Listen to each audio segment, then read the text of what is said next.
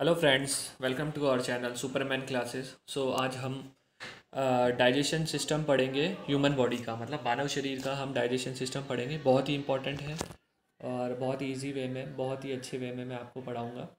तो आप देखते रहिएगा। सबसे पहले हम देख लेते हैं कि जो ह्यूमन डाइजेशन है वो कहाँ से स्टार्ट होता है। कहाँ सबसे पहले वो स्टार्ट होता है माउथ से, मतलब जो हम निवाला डालते हैं हमारे मुंह में, वहाँ से स्टार्ट होता है। और ये देखिएगा, माउथ से स्टार्ट होता है ये।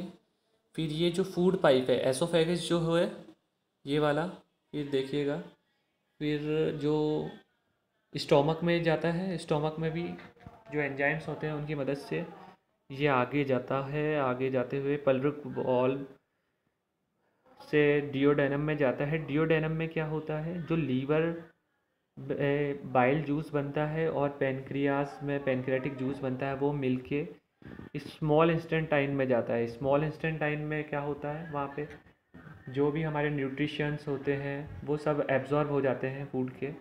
और फिर उसके बाद जो बचा हुआ जो हमारा फूड होता है वो ये जो बड़ी वाली लार्ज इंस्टेंटाइन मतलब बड़ी वाली ग्रंथि में जाता है, और वहाँ पे इसमें वाटर और मिनरल एब्जॉर्ब हो जाते हैं। फिर इसके बाद जो खाना रह जाता है वो हमारा मल में कन्वर्ट हो जाता है रेक्टम के द्वारा, और एनएस से बाहर आ जाता है। तो ये प्रोसीजर है। अब ये प्रोसीजर कैसे होगा ये सब मैं आपको बताऊंगा।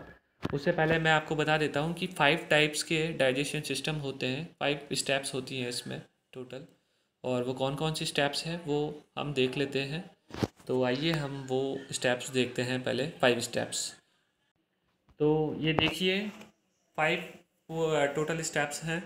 इसमें जो फोर्थ वाली एसिमिलेशन स्टेप है ये प्लांट्स वगैरह में होती है, ह्यूमन बॉडी में नहीं होती है।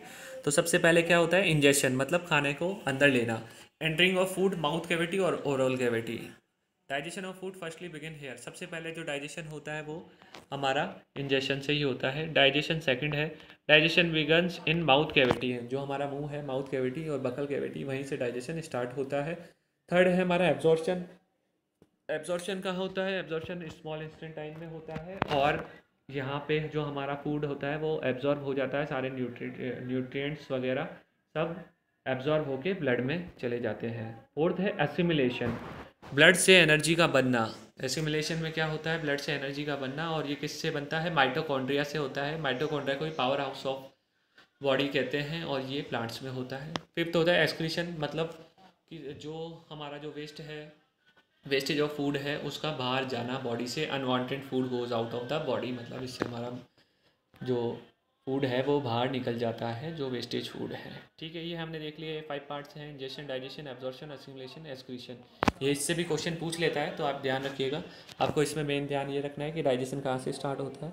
वो स्टार्ट होता है बकल कैविटी या माउथ कैविटी से। और फूड कहाँ एब्जॉर्ब होता है, वो होता है absorption take place in small intestine. ठीक है, अब हम डिटेल में पढ़ते हैं डाइजेशन सिस्टम को, कैसे ये पूरा प्रोसेस वर्क करता है। So let's go. तो गाइज देखिएगा, यहाँ पे ध्यान दीजिएगा। हमारे जो शरीर में एक इम्पॉर्टेंट मैं बात आपको बता देता हूँ। ग्लैंड्स होते हैं, ग्लैंड्स मतलब ग्रंथियाँ होती हैं। वो क्या करती हैं, वो कुछ जूसेस सीक्रेट करती है, मतलब कुछ रस स्त्रावित करती है, और उन रसों से, उन जूसों से हमें क्या मिलते हैं, एंजाइम्स मिलते हैं। और वो एंजाइम्स ही हमारे जो फूड को डाइजेस्ट करने में बहुत हेल्पफुल होते हैं, बहुत ही हेल्प करते हैं। तो उन एंजाइम्स को पढ़ना भी बहुत ज़रूरी है, और उसी के हेल्प से ये पूरा डाइजेशन प्रोसेस कंप्लीट होता है। तो सबसे पहले हम बिगिन करते हैं माउथ से। तो ये हम देख लेते हैं, ये क्या है हमारा, ये हमारा माउथ है। ये जो दिख रहा है पार्ट आपको, ये माउथ है। और जो डाइजेशन सबसे पहले बिगिन करता है वो माउथ से ही होता है, उसे बोलते हैं बकल कैविटी। बकल कैविटी, तो ये ध्यान रखिएगा, डाइजेशन कहाँ से बिगिन करता है, बकल कैविटी। अब सबसे पहले जो हमारे मुंह में स्लाइवरी ग्लैंड्स होते हैं, मतलब जो जो स्लाइवा होता है, हमारा थूक होता है, उसमें भी एंजाइम्स होते हैं। और वो एंजाइम्स कौन कौन से होते हैं हमारे माउथ में, जो पाचन के लिए हेल्पफुल हैं, डाइजेशन के लिए हेल्पफुल हैं, वो ध्यान रखिएगा। एक तो होता है अमाइलेज, अमाइलेज को ही बोलते हैं टाइलिन। अमाइलेज को क्या बोलते हैं? टाइलिन। और ये किसको हेल्प करता है? ये ब्रेक करता है कार्बोहाइड्रेट्स को और स्टार्च को। ये हेल्प करता है डाइजेस्ट करने के लिए स्टार्च को, ठीक है। ये हेल्प करता है हमारे माल्ट को माल्टोज में कन्वर्ट करने के लिए। यहाँ पे ये क्वेश्चन भी कई एग्जाम्स में पूछ लिया है कि जो कार्बोहाइड्रेट्स और स्टार्च को डाइजेस्ट करने के लिए कौन सा एंजाइम यूज़ होता है बकल कैविटी में या माउथ में, वो होता है अमाइलेज या टाइलिन, ठीक है। और ये ध्यान रखिएगा, इसी में एक और होता है हमारे माउथ में ही, लाइपेज। एक एंजाइम होता है लाइपेज। तो लाइपेज होता है। अब लाइपेज क्या काम आता है ये मैं बता देता हूँ आपको। लाइपेज देखिएगा, एक और एंजाइम है लाइपेज। ये क्या करता है? फैट्स को फैटी एसिड्स में कन्वर्ट करता है। लाइपेज क्या करता है? फैट्स को, मतलब जो ऑयल वगैरह होता है उनको डाइजेस्ट करने के काम में आता है, ठीक है।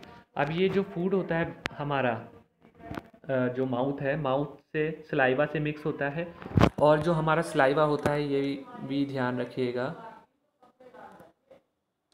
सॉरी। अब सलाइवा की बात कर लेते हैं। हमारा जो थूक होता है ये भी बहुत इम्पोर्टेंट है। सलाइवा जो ये एसिडिक होता है। इसका पीएच कितना होता है? 6.8। तो ये ध्यान रख लीजिएगा, हमारा जो सलाइवा होता है उसका पीएच होता है 6.8। ये एसिडिक होता है। 7 से जो भी नीचे होंगे वो सब एसिडिक होंगे, 7 से ऊपर जो भी होंगे वो सब बेस होते हैं। तो ये ध्यान रखिएगा।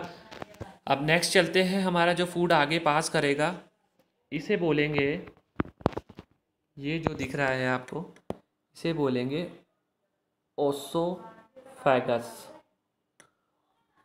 इसको क्या बोलेंगे? ओसोफेगस। ओसोफेगस इसी को बोलते हैं फूड पाइप। तो ये जो खाना होगा अब हमारा सलाइवा और एंजाइम्स से छोटे टीथ की हेल्प से छोटे छोटे टुकड़ों में होते हुए ओसोफेगस में जाएगा। ओसोफेगस कहाँ तक होता है? ओसोफेगस होता है हमारा स्टोमक तक ही होता है। और पूरा जो इंस्टेंटाइन तक जाता है, मतलब ये देखिएगा, ये यहाँ से लेके पूरा जो इंस्टेंटाइन, स्मॉल इंस्टेंटाइन तक होता है, उसको क्या बोलते हैं? उसको बोला जाता है एलिमेंट्री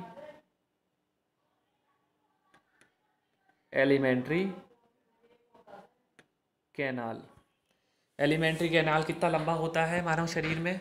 ये होता है 33 फीट्स, मतलब 33 फीट तक या 10 मीटर बोल सकते हैं। 9 से 10 मीटर तक का ये एलिमेंट्री कैनाल होता है। ओसोफेगस खाली स्टोमक तक ही होता है, तो ये ध्यान रखिएगा। अब हम पहुंचते हैं हमारा स्टोमक। ये क्या है? ये देखिएगा, ये है हमारा स्टोमक। खाना बकल कैविटी से, फूड पाइप से होते हुए, ओसोफेगस से होते हुए हमारा स्टोमक में आ गया। अब यहाँ पे कुछ एंजाइम्स होंगे और कुछ क्लोराइड होंगे, बहुत ही, जैसे हाइड्रोक्लोराइड HCl, हाइड्रोक्लोराइड एसिड। इसमें क्या है? HCl बहुत ही कॉन्सेंट्रेटेड है। इसका पीएच होता है 1.2। तो बहुत ज़्यादा कॉन्सेंट्रेटेड एसिडिक होता है। HCl हाइड्रोक्लोराइड एसिड होता है इसमें।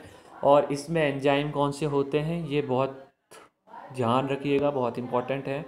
इसमें एंजाइम होते हैं हमारा पैप्सिन।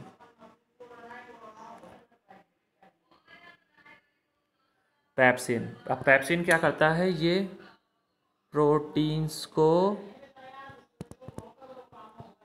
पेप्टॉन्स में कन्वर्ट करता है।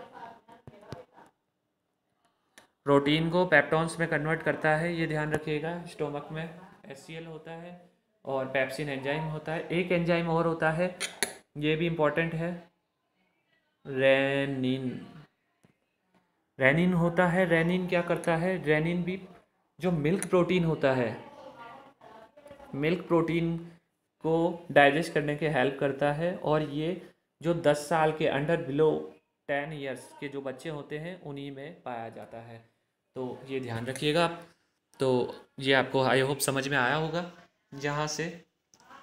अब ये जो प्रोसेस होता है ये 2 से 4 घंटे तक होता है डाइजेशन का हमारे स्टोमक में। ठीक है, अब स्टोमक से कहाँ जाएगा, ये देखिए स्टोमक से एक ये जो होता है ये यूनिडायरेक्शन वॉल्व होता है, पायोरिक वॉल्व होता है एक। तो ये वॉल्व खुलता है तो ये आगे जाता है डिओडेनम में। डिओडेनम यहीं कहीं डिओडेनम होता है।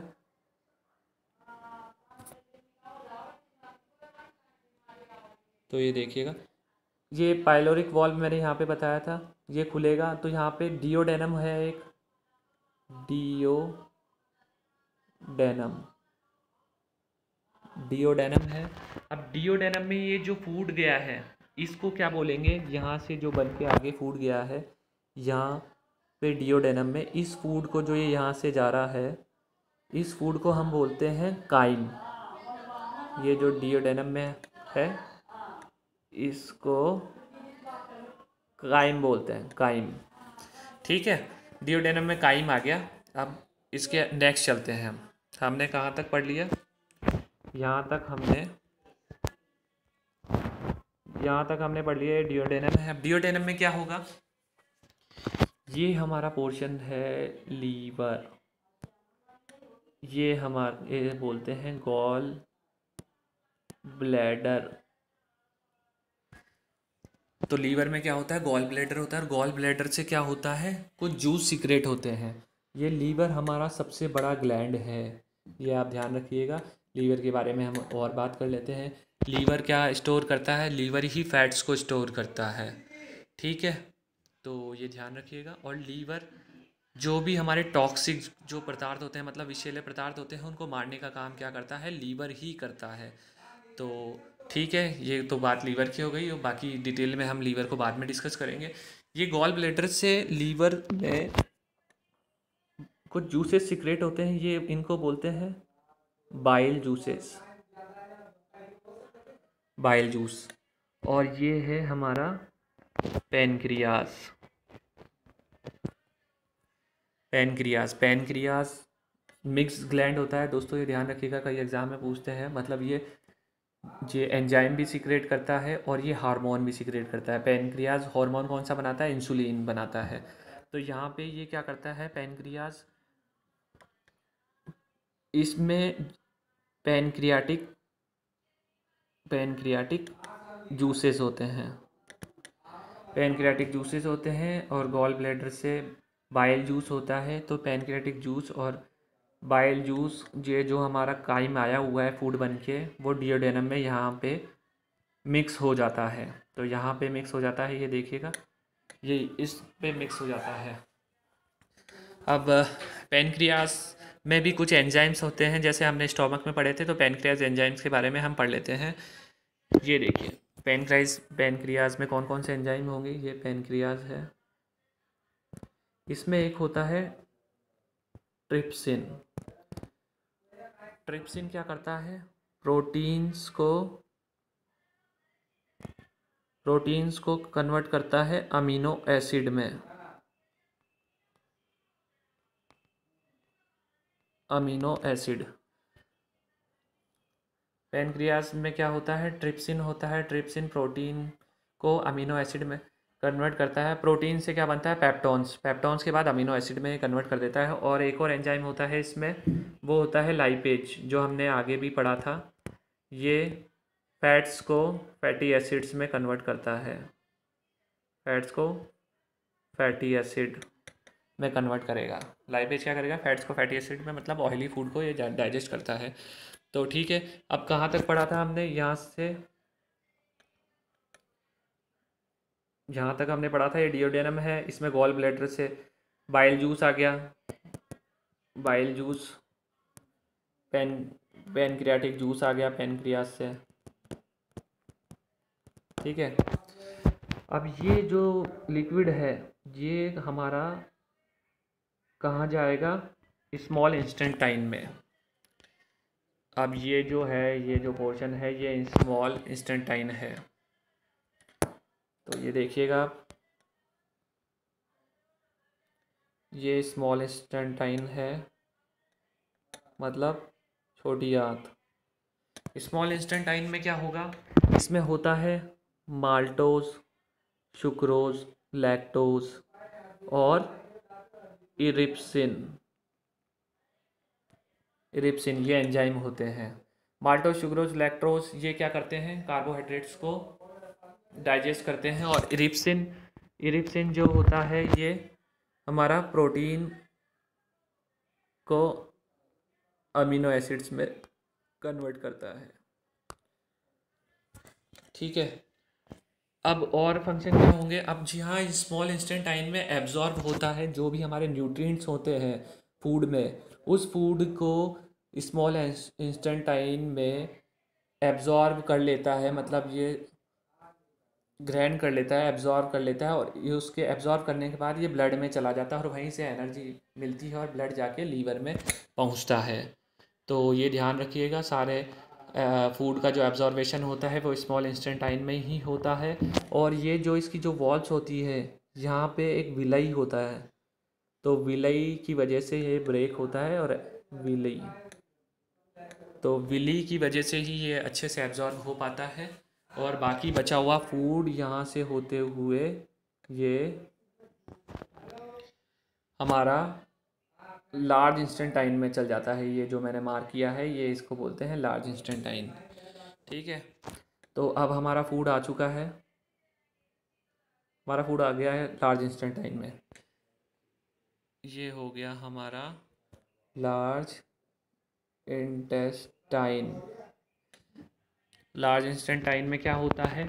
जो हमारा वाटर होता है, वाटर और मिनरल्स यहाँ पे एब्जॉर्ब हो जाते हैं।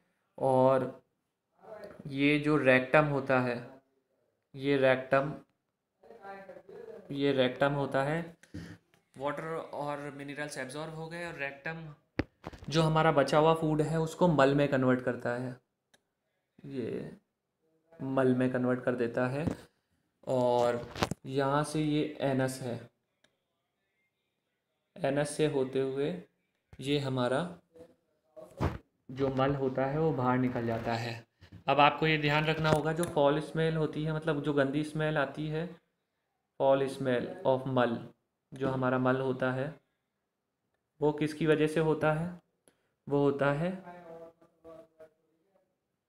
अमोनिया की वजह से। ये भी इम्पोर्टेंट है, अमोनिया की वजह से हमारा मल में फॉल स्मेल मतलब गंदी स्मेल आती है। तो ये ध्यान रखिएगा। एक चीज़ और बता देता हूँ, ये जो पार्ट है, ये जो पार्ट है इसे बोलते हैं अपेंडिक्स। अपेंडिक्स, अब जो हमारे जो मॉडर्न जनरेशन का ह्यूमन बीइंग है, जो मानव है, उसका काम आता नहीं है, तो इसीलिए इसे एकमात्र वेस्ट ऑर्गन है, वेस्ट ऑर्गन एकमात्र अपेंडिक्स है। ये पहले किस काम में आता था? ये कच्चा मांस को पचाने के काम में आता था। ठीक है।